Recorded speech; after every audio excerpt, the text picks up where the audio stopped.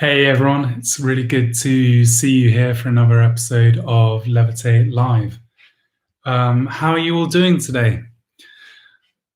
I'm a little tired, didn't sleep quite so well last night, but on the old COVID symptoms front, every day is better than the last, or that's been the case for the last 3 or 4 days. So, yeah, still feels like someone's kind of sitting on my chest. Like I've got a constant low grade asthma attack going on, which is annoying, but I feel like I'm perhaps more prepared for that than most because I've been asthmatic all my life. So I did an amazing breathwork session last night with Richie Bostock, otherwise better known as the Breath Guy.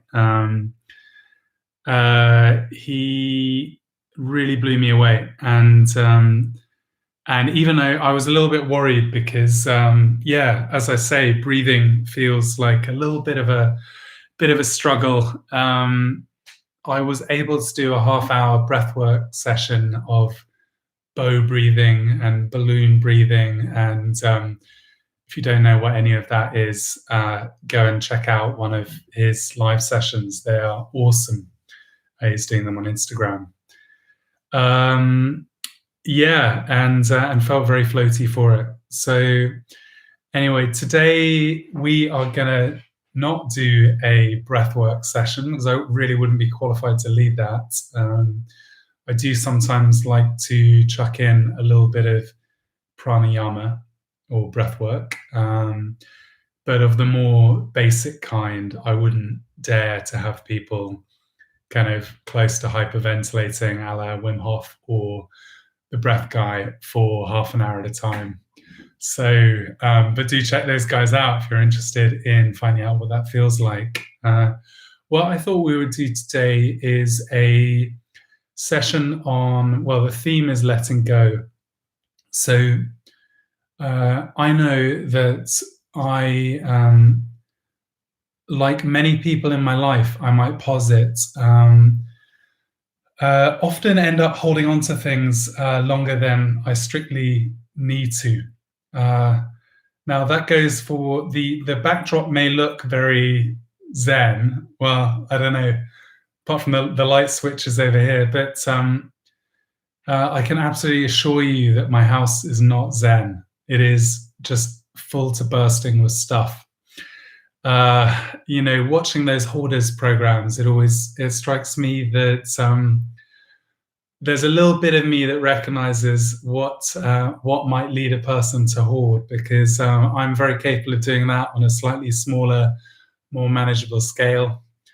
Yeah, so I have areas in my home that are more open to the public. The living room kitchen that I'm sitting in now also doubles as the Levitate Camberwell studio, so it kind of needs to feel a little bit minimalist and zen and uncluttered, and that is a constant struggle for me. But to achieve that level of uncluttered, I had to basically pick everything up from all the shelves and put them in my bedroom. And so people have laughed. If you kind of push open the door to my room, then piles of things fall over. Basically, the floor is the filing cabinet. The bed is often the filing cabinet.